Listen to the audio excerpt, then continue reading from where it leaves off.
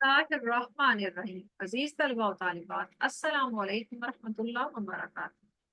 उम्मीद है आप सब खैर वाफियत से होंगे और अल्लाह पाक से दुआ है कि अल्लाह आपको अपने हिफ्ज़ व अमान में रखे और दुनिया और आखिरत की कामयाबियों से हमकनार करे। आमीन अल्लाह आमीन। आइए अपना आज का सबक हम शुरू करते हैं। जैसा कि आप स्क्रीन पर देख रहे हैं, आज हम जमात नहम की हम्द पढ़ने जा रहे हैं, जिसे लिखा है जनाब मुजफ्फर वारसी साहब ने। तो हमारी हम का पहला मिसरा है, कोई तो है जो निजाम हस्ती चला रहा है, वही खुदा है। तो दूसरे मिसरे की जानिब और पहले शेर को मुकम्मल तौर पर पढ़ने की जानिब बढ़ते हैं। पहला शेर है हमारे पास, कोई तो है जो निजाम हस्ती चला रहा है, वही खुदा है। दिखाई भी जो न दे, नजर भी जो आ रहा है, वही खुदा है। तो बच्चों, ये शेर जो है, इसके अंदर कोई मुश्किल लफ्ज अगर आपको नजर आ रहा है तो निज़ाम हस्ती से मुराद ये कायनात के सारे निज़ाम या सिस्टम, ये जिंदगी के सारे निज़ाम जो चल रहे हैं, जिस तरीके से हमारी जिंदगी या कायनात रवां है, उसकी बात यहाँ पर शायर ने की है। और दूसरे मिसरे को आप देखें तो इसके अंदर अल्लाह ताला के नजर ना आने की बात की है, और जिस तरीके से अल्लाह की जिन निशानियों के जरिए हम अल्लाह को पहचान सकते हैं उसकी भी बात की गई है। तो अब इसकी हम तशरीह देखते हैं। हम के इस शेर में हमारे जो शायर हैं मुजफ्फर वारसी साहब, खुदा की शान बयान कर रहे हैं, अल्लाह की अजमत बयान कर रहे हैं। वो कहते हैं कि सबसे पहले खुदा के वजूद के होने और उसकी जात के होने का इतराफ वो कर रहे हैं। वो कहते हैं कि इस दुनिया का छोटे से छोटा और इस कायनात का बड़े से बड़ा निज़ाम भी देखा जाए तो वो इंतहाई मुनज़्ज़म है। जैसे कि बच्चों, आप इस दुनिया के अंदर देखते हैं, मौसम का निज़ाम है, फिर ये आपका सोलर सिस्टम आपको नजर आता है, और बहुत सारे निज़ाम हैं। और अगर इंसान अपने जिस्म के ऊपर गौर करे, ह्यूमन बॉडी को आप देखें, तो उसके अंदर आपको कितने सिस्टम नजर आते हैं जिनकी वजह से हम सांस ले पा रहे हैं। आपका रिस्पायरेटरी सिस्टम है, आपका नर्वस सिस्टम है, आपका डाइजेस्टिव सिस्टम है। बेशुमार आपके जिस्म के अंदर अल्लाह ताला ने निज़ाम जो है वो चला रखे हैं, जिनकी वजह से इंसान कायम दायम है, और इसी तरह कायनात के बहुत से निज़ाम, और वो एक तरतीब के साथ एक डिसिप्लिन वे में चल रहे हैं। तो शायर कहता है कि इन निज़ामों का यूं मुनज़्ज़म और मरबूत होना, मुनज़्ज़म हो गया, डिसिप्लिन होना, नज़म में होना, तरतीब में होना, और मरबूत होने से बच्चों मुराद होता है कि ये सारे सिस्टम, ये सारे निज़ाम जुड़े हुए हैं एक दूसरे के साथ। लाइक अगर आप अपना सर्कुलेटरी सिस्टम ब्लड का जिस्म के अंदर देखते हैं तो आप देखेंगे इसके अंदर सिर्फ खाली ब्लड ही नहीं फिर रहा, बल्कि कहीं उसको जो आपका हार्ट है उसको पंप कर रहा है, कहीं उसको वो साफ कर रहा है, कहीं उसको लंग्स में भेजा जा रहा है, कहीं पूरे जिस्म में भेजा जा रहा है। किस तरीके से वो पूरा ब्लड जो है वो जिस्म को मिलता है, ऑक्सीजन उसके अंदर जाती है, फिर किस तरीके से दोबारा वापस आता है आपके हार्ट के अंदर, उसकी सफाई होती है और अगेन उसको वापस भेजा जाता है। सारी चीजें एक दूसरे के साथ जुड़ी हुई हैं। इसी तरीके से शायर कहता है कि ऐसी कोई ना कोई जात तो मौजूद है जो ये सारा निजाम चला रही है। सिर्फ हमारे जिस्म का नहीं, इंसानों का नहीं, बल्कि इस कायनात के अंदर जितनी मखलूकात है उन सब का निजाम चला रही है, और इस कायनात के जितने निजाम है उन सबको भी चला रही है। यानी कि चांद या सूरज की इतनी जरूरत नहीं है कि वो आसमान से उतर के जमीन पर आके चमकना शुरू कर दें। अल्लाह ताला ने जो जगह उनके लिए मुकर्रर की है वो वहीं पर मौजूद है, और मौसमों को अल्लाह ताला ने जिस तरतीब से रखा है वो उसी तरतीब से बदलते रहते हैं। अच्छा, उस फिर शायद कहता है कि ये जात सिर्फ और सिर्फ खुदा ताला की जात है। उसने न सिर्फ कायनात का निजाम चलाया, बल्कि उसे उस वक्त बनाया जब कुछ नहीं था, बिल्कुल अदम से बनाया। और कहता है अगर खुदा ना होता, या यूं कहा जाए कि अगर इस दुनिया का वाहिद खुदा ना होता, तो फिर क्या होता बच्चों? तो कायनात बिल्कुल भी मुनज्जम ना होती, बल्कि कायनात तबाह बर्बाद हो जाती। इस कायनात का जो निजाम है वो दरहम बरहम हो जाता, खत्म हो जाता। ये दुनिया चल नहीं जा सकती थी अगर इसके अंदर एक से ज्यादा खुदा मौजूद होते। जैसे कि सूरज, चांद, सियारे और दीगर सितारे अपने मुकर्रर रास्तों पर ना चलते बल्कि भटक जाते, और किसी एटम के अंदर मौजूद इलेक्ट्रॉन भी आपस में टकरा कर तबाह हो जाते, और सारा मादा इस कायनात से खत्म हो जाता। जैसे कि शायद फरमाते हैं, उसी ने एक हरफ कुन से पैदा कर दिया आलम, कशाकश की सदाए हाउ हू से भर दिया आलम। यानी कि अल्लाह ताला सिर्फ एक लफ्ज कुन कहते हैं और सब कुछ हो जाता है, और फिर उसके बाद पूरी दुनिया जो है वो अल्लाह ताला की हमदो सना कर रही होती है। تو یہاں پر شاعر دوسرے مصرے میں کہہ رہے ہیں، پہلا مصرع آپ نے دیکھا جس کے اندر شاعر نے ہمیں بتایا کہ پوری کائنات کے جو نظام ہیں ان کو چلانے والی ذات اللہ کی ذات ہے۔ اس دنیا کے جتنے سسٹم ہیں ان سب کو آرگنائز کرنے والی، ڈسپلن رکھنے والی ذات اللہ کی ہے۔ اور دوسرے مصرے کے اندر شاعر یہ کہہ رہے ہیں کہ اللہ کی ذات موجود ہے، بلا شبہ خدا موجود ہے۔ خدا ہمیں نظر نہیں آتا، لیکن خدا نظر نہیں آتا، ہم خدا کو عام آنکھ سے دیکھ نہیں سکتے۔ انسانوں نے خدا کو دیکھنے کی کوشش ضرور کی، جیسے کہ آپ کو پتہ ہے حضرت موسیٰ علیہ السلام کا واقعہ آپ لوگوں نے دیکھا ہوگا۔ حضرت موسیٰ علیہ السلام نے اللہ تعالیٰ سے فرمائش کی تھی کہ اللہ تعالیٰ میں آپ کو دیکھنا چاہتا ہوں، تو اللہ تعالیٰ نے فرمایا تھا کہ موسیٰ آپ مجھے نہیں دیکھ سکتے۔ تو موسیٰ نے بہت جب ضد کی حضرت موسیٰ علیہ السلام نے، تو اللہ تعالیٰ نے کہا اچھا، میں اپنے نور کی ایک تجلی جو ہے صرف اس پہاڑ کے اوپر ڈالوں گا۔ آپ کوہ طور کا پہاڑ تھا وہاں پر، تو کہا کہ آپ اس کو دیکھ لینا، اگر آپ نے اس کو دیکھ لیا تو مطلب بہت بڑی بات ہوگی۔ تو جب اللہ تعالیٰ نے اپنے نور کی ایک تجلی اس پہاڑ کے اوپر بچو ڈالی، تو وہ پہاڑ جو تھا وہ جل کر سیاہ ہو گیا تھا، اور حضرت موسیٰ علیہ السلام جو تھے اسی وقت بے ہوش ہو گئے تھے، اور وہ کچھ بھی نہیں دیکھ پائے تھے، اور کئی ان کے اپنے چہرے پر اتنا نور آ گیا تھا کہ کئی دن تک وہ اپنا چہرہ جو تھا وہ ڈھانپ کر پھرتے تھے۔ اچھا، اس کے بعد کہتے ہیں لیکن پھر بھی انسان جو ہے، کوئی بھی انسان جو ہے اللہ تعالیٰ کے حقیقی وجود کو، اصلی وجود کو دیکھ سکنے کی اہلیت نہیں رکھتا ہے، صلاحیت ہی نہیں ہے۔ ہماری صلاحیتیں بہت محدود ہیں، ہم اپنے رب کو نہیں دیکھ سکتے، نہ ہمارے پاس اتنی سوچ ہے کہ ہم جان سکیں کہ ہمارا رب کیسا ہے، اور نہ ہماری آنکھوں میں وہ طاقت ہے کہ ہم اپنے رب کو اپنے سامنے دیکھ سکیں۔ اگر ہم اللہ کو دیکھنا چاہیں تو پھر کیسے دیکھ سکتے ہیں؟ اس کا حل بھی شاید بتاتے ہیں، وہ کہتے ہیں کہ اگر ہم اللہ کو دیکھنا چاہتے ہیں تو آنکھ سے تو بالکل بھی نہیں دیکھ سکتے، لیکن صاحب بصیرت شخص، یعنی کہ عقل مند سمجھدار شخص جو ہوتا ہے وہ دل کی آنکھ سے خدا کو دیکھتا ہے، اور وہ کائنات کے اندر جو اللہ تعالیٰ کی نشانیاں ہیں وہ ان کے ذریعے اللہ کو دیکھتا ہے۔ جیسے کہ وہ اپنی زندگی کے فیصلوں کے اندر جب وہ اپنے فیصلوں کو بدلتے ہوئے دیکھتا ہے کہ میرا رب کیسے میری سوچ کو، میرے اندازے کو غلط ثابت کرتا ہے، اور مجھے کیا سے کیا نتیجہ ملتا ہے، تو اس طریقے سے وہ دیکھتا ہے کہ کوئی ذات ہے جو مجھے کنٹرول کر رہی ہے، اور اس کے وجود کا قائل ہو جاتا ہے۔ اللہ تعالیٰ بظاہر نظر نہیں آتا، لیکن کائنات کی ہر شے اور ہر شے کے ہر ایک ذرے سے خدا کے ہونے کا احساس ہوتا ہے۔ تو بچوں آئیے اب ہم دوسرا شعر دیکھتے ہیں۔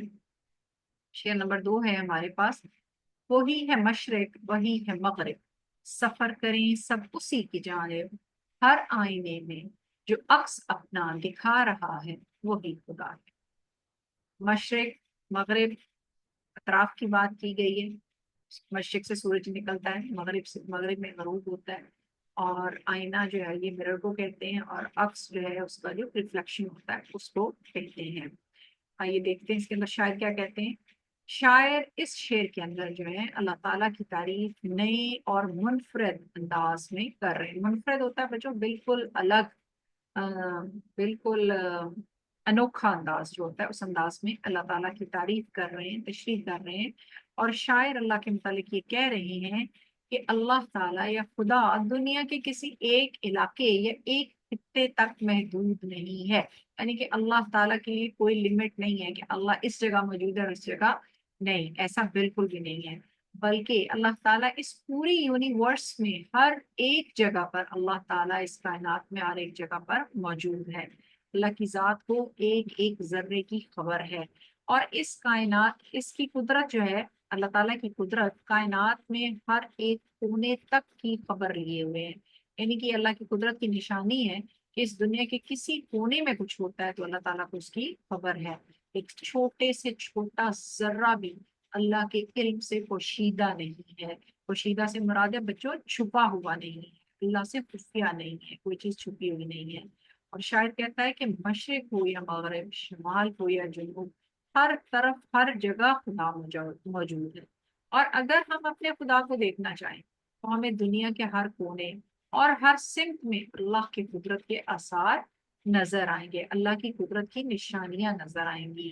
اور اگر ہم خدا کو حقیقتاً دیکھنا چاہیں اور اس کی معرفت حاصل کرنا چاہیں تو ہمیں ہر ایک ذرے میں خدا کی ذات نظر آئے گی، کہ اس کو چلانے والی، بنانے والی، اس کو قائم رکھنے والی کوئی ذات ہے، اور وہ ذات اللہ کی ذات ہے۔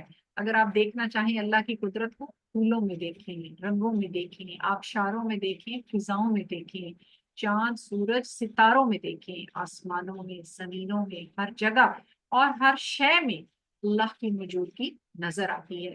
اور بالآخر انسان کو یہی کہنا پڑتا ہے کہ کوئی خدا موجود ضرور ہے، کوئی ہے جو اس تمام کائنات کی چیزوں کو قائم دائم رکھے ہوئے ہے، اور ہر ایک چیز کے اندر اللہ تعالیٰ کا اقسام نظر آ رہا ہے کہ کوئی ایسی ذات ہے جس نے یہ ساری چیزیں بنائی ہیں اور ان کو قائم رکھا ہے۔ بقول شاعر، یہ گرم و سرد، خشک و تر، اجالا اور تاریکی، نظر آتی ہے سب میں شان اس کی ذات باریکی۔ بچوں ہم اپنا تیسرا شعر دیکھتے ہیں۔ تلاش اس کو نہ کر بتوں میں، وہ ہے بدلتی ہوئی رتوں میں، جو دن کو رات اور رات کو دن بنا رہا ہے وہی خدا ہے۔ یہاں بھی شاعر نے ہمیں ایک بہت اچھا سبق دیا ہے کہ ہمیں اللہ تعالیٰ کی جو ذات ہے اس کو مادی چیزوں میں تلاش نہیں کرنا چاہیے، بلکہ اللہ کی قدرت کی نشانیاں جو ہیں وہ بدلتے ہوئے موسموں میں، رتوں سے مراد ہے بچوں یہاں پر سیزنز، رت کو کہتے ہیں، سیزن کو کہتے ہیں۔ یہ جو آپ کے پاس سیزنز ہوتے ہیں، سمر ہے، ونٹر ہے، آٹم ہے، اسپرنگ ہے، تو اس کو ہم اردو میں رت کا لفظ استعمال ہوتا ہے اور انگلش میں سیزن کا لفظ استعمال ہوتا ہے۔ اور وہی خدا ہے جو دن کو رات بناتا ہے اور رات کو دن بناتا ہے، ورنہ انسان کے بس میں ایسا نہیں ہے۔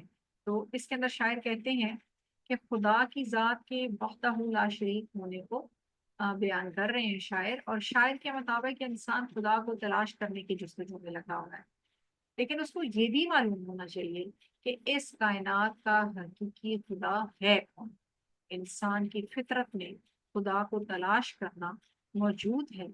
اسی وجہ سے کہتے ہیں کہ ہر خطے اور تہذیب میں، خطے سے مراد ہے بچوں یہاں پر کسی علاقے، کسی جگہ، ایریا کی بات کر رہے ہیں، اور تہذیب سویلائزیشن کی بات کر رہے ہیں، کہ بے شک وہ کوئی بھی نیشن ہو، بے شک پرانے زمانے میں ہے یا آج ہے یا آنے والے وقتوں میں ہوں گی، آپ کو ہر جگہ خدا اور مذہب کی کوئی نہ کوئی شکل ضرور نظر آتی ہے۔ دنیا میں جتنے بھی ریلیجنس ہیں سب کے اندر خدا کا کانسیپٹ موجود ہے، لیکن انسان سے غلطی کہاں ہوتی ہے؟ انسان غلطی یہ کر بیٹھتا ہے کہ وہ خدا کے مظاہر اور آیتوں کو ہی خدا سمجھ لیتا ہے۔ یعنی کہ انسان کو جو دنیا میں پرانے زمانے میں اگر آپ دیکھیں تو لوگوں کو جو چیز طاقتور نظر آتی تھی اس کو اپنا خدا سمجھ لیتے تھے۔ کسی کو چاند بہت روشن نظر آیا تو اس نے چاند کو اپنا خدا بنا لیا، کسی کو سورج بہت طاقتور لگا تو اس نے سورج کو اپنا دیوتا مان لیا، کسی کو آگ بہت طاقتور لگی تو اس نے آگ کی پوجا شروع کر دی، کسی کو سانپ بہت طاقتور لگا اس نے اس کی پوجا شروع کر دی۔ اسی طریقے سے پرانے زمانے میں لوگوں کو چاند، سورج، ستارے، درخت، پرندے، پتھر، دریا، سمندر، پہاڑ، آگ، یہ سب چیزیں جو تھی وہ جس کو طاقتور سمجھتے تھے اس کو اپنا خدا مان لیتے تھے، مگر یہ سب کیا تھا؟ یہ سب خدا نہیں ہے، بلکہ یہ سب چیزیں خدا کی قدرت کے مظاہر ہیں۔ یعنی کہ اللہ کی قدرت کا نظر آنے والا ایک رنگ ہے جس سے ہم اللہ کی قدرت کو دیکھ سکتے ہیں کہ اللہ کن کن چیزوں کے اوپر قدرت رکھنے والا، اللہ کن چیزوں پر قادر ہے، اللہ نے کن کن چیزوں کو اپنے کنٹرول میں رکھا ہوا ہے۔ تو شاعر کہہ رہے ہیں کہ اے انسان، خدا بتوں کی شکل میں اس دنیا میں نہیں آتا، بلکہ اللہ تعالیٰ کیا ہے؟ وہ وحدہ لا شریک ہے، وہ کائنات کے مظاہر سے خود کو پہچاننے کا کہتا ہے۔ یعنی کہ اللہ تعالیٰ جو کچھ آپ کو نظر آ رہا ہے کائنات میں اس کے ذریعے سے اللہ کو پہچان۔ انسان خدا کو مجاز کے لباس میں جاننے کی کوشش کرتا ہے۔ انسان یہ چاہتا ہے کہ اللہ تعالیٰ اس کو ایک مجازی صورت میں جو ہے وہ نظر آ جائے، وہ دیکھے کہ ایسا رنگ ہوتا ہے، لیکن ایسا نہیں ہے، کیونکہ یہ انسان کے حواس میں ممکن ہی نہیں۔ ہمیں جو ہماری جو سینسز ہیں ان کے اندر اتنی طاقت ہی نہیں ہے کہ ہم اس کو سن سکیں اپنے رب کو یا دیکھ سکیں، یہ ہمارے حواس میں اتنی طاقت نہیں رکھی گئی، ہمارے حواس بہت محدود ہے۔ جیسے ہم بہت ساری کچھ چیزیں اپنی آنکھوں سے نہیں دیکھ سکتے بلکہ مائکروسکوپ کے ذریعے دیکھتے ہیں، کچھ آوازیں نہیں سن سکتے، ان کے لیے کچھ ڈیوائسز لگانی پڑتی ہیں۔ اسی طرح سے ہم بہت ساری چیزوں میں محدود اختیارات رکھتے ہیں، تو اللہ تعالیٰ کے حوالے سے ہمارے اختیارات اتنے محدود ہیں کہ ہم کوئی بھی مشینری استعمال کر کے کچھ بھی کر کے اللہ کو نہیں دیکھ سکتے، صرف اپنے دل سے پہچان سکتے ہیں۔ اور انسان ایسا کیوں کرتا ہے؟ اپنی محبت کی وجہ سے کرتا ہے، اللہ کو دیکھنے کی خواہش۔ جیسے کہ اقبال نے کہا تھا कभी ये हकीकत मुंतजर नजर आ लिबास मजास में कि हजार सजदे तड़प रहे हैं मेरी जबीने न्यास में। यानी कि हमारे जो शायर अल्लामा इकबाल थे वो भी अल्लाह ताला को मिजाज में देखने की ख्वाहिश रखते थे। अच्छा, यहाँ पर इस शेर के अंदर शायर कहता है कि अगर अल्लाह ताला की मार्फत तलाश करनी है, यानी कि अल्लाह ताला तक रसाई हासिल करनी है, अल्लाह ताला तक पहुंचना है, अल्लाह ताला से राब्ता करना है, तो फिर आप कैसे अल्लाह को पहचानो?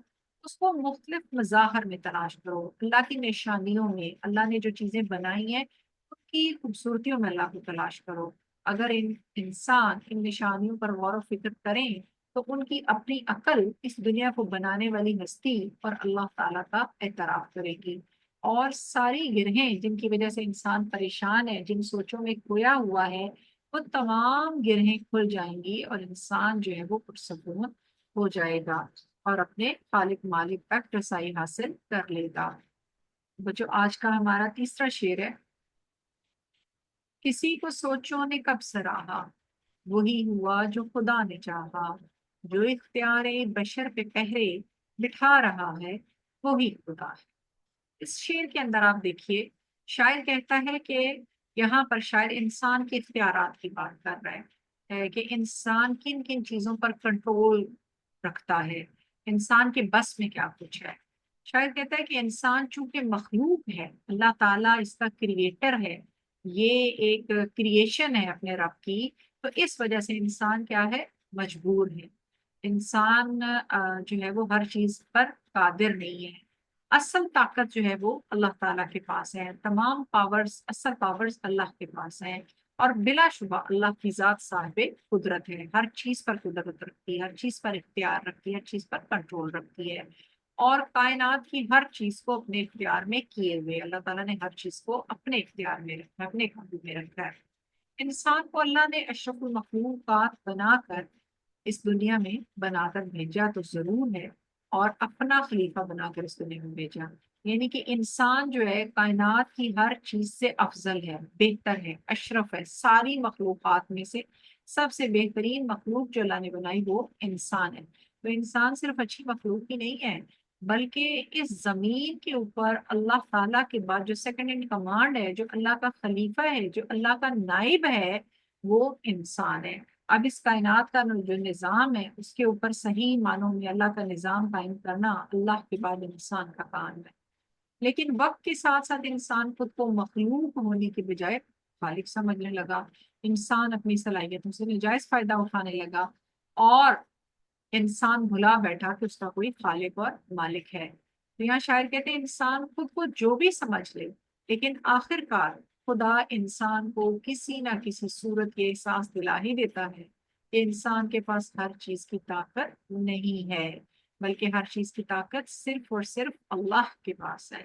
इस शेर में शायद इंसान की सोच के महदूद होने को भी यूं बयान कर रहे हैं कि अगर इंसान चाहता तो ये है कि वो इस कायनात में सब कुछ कर ले, इंसान की सोच को कोई हद नहीं। लेकिन जब अमल करने की बारी आती है, जब प्रैक्टिकल की बारी आती है, तो इंसान को एहसास होता है तो वो तो इस कायनात में कितना मजबूर है, उसका इख्तियार तो कितना महदूद है, कितना लिमिटेड है। और वो अपनी मर्जी से ना तो पैदा ही हो सकता है और ना वो अपनी मर्जी से मर सकता है। अल्लाह ने ही उसको जिंदगी दी थी और अल्लाह ही उसको मौत देंगे। ना उसको अपने आने का वक्त पता था, ना उसको अपने जाने का वक्त पता है। तो सारी चीजों के लिए वो मजबूर और बेबस है। जैसे कि शायर कहते हैं, लाई हयात आए कजा ले चली चले, अपनी खुशी से आए ना अपनी खुशी से चले। तो हमें शायर कहता है कि जमीनों आसमान की हर मखलूक, खा वो जानदार हो बेजान हो, उसे क्या करना है, अल्लाह की फरमान की पाबंद होना चाहिए और उसी की महकूम होना चाहिए। यानी कि उसका हुक्म मानने वाले इसको होना चाहिए। अल्लाह के इख्तियार की शान ये है कि वो काम को हो जाने का हुक्म देता है। वो कुन कहता है और वो हो जाता है, पस फयकून, और वो हो जाता है। और अल्लाह की मर्जी के बगैर इस कायनात में एक पत्ता भी नहीं हिल सकता। तो बच्चों, उम्मीद है आपको ये शेर समझ आया होगा। अगले शेर की जानिब हम बढ़ते हैं। चौथा शेर है हमारे पास। किसी को ताजे वकार बख्शे, किसी को जिल्लत के गार बख्शे, जो सबके माथों पे मुहरे कुदरत लगा रहा है वही खुदा है। इस शेर में शायर अल्लाह ताला की अता के मुतालिक बयान कर रहे हैं, अल्लाह की अता के बारे में बात कर रहे हैं कि अल्लाह किसी को क्या अता फरमाते हैं, अल्लाह किसी को क्या देते हैं, जो देना चाहते हैं वो कैसे देते हैं। शायर कहते हैं कि खुदा जिसको चाहता है बेहिसाब अता करता है। अल्लाह की कुदरत की कोई हद और कोई हिसाब नहीं है। वो बेहिसाब देने वाला है। वो गुनाहगारों को भी अता करता है, वो नेक लोगों को भी अता करता है। इसी तरह आजमाइश के लिए वो अपने नेक बंदों का इम्तिहान भी लेता है और उन्हें परखता है। और इसी तरह वो गुनहगारों को भी मुश्किलों में डालता है। सूरह आल इमरान के अंदर जैसे कि इरशाद रब्बानी है, वतइज़्ज़ु मन तशाओ वतुज़िल्लु मन तशाओ, कि अल्लाह जिसे चाहता है इज्जत देता है और अल्लाह जिसे चाहता है जिल्लत देता है। तो शायर ने इन्हीं अल्फाज को अपने इस शेर के अंदर बयान किया है कि खुदा जिसको चाहता है इज्जत अता कर जाता है, ताजे वकार बख्शता है, और चाहे वो गुनाहगार और नाफरमान ही क्यों ना हो वो शख्स। और अल्लाह ताला जिसे चाहता है वो मोहलत देता है और उसे वो सब कुछ अता करता है। और जब इंसान को सबक सिखाना होता है, उसको सजा देनी होती है, तो अल्लाह ताला उसे शदीद जलील और रसवा करके सारे जमाने के लिए रिश्वत निशाने इबरत अल्लाह ताला बना देते हैं। तो उम्मीद है बच्चों आपको आज के ये पहले चार जो शेर हैं वो समझ आए होंगे।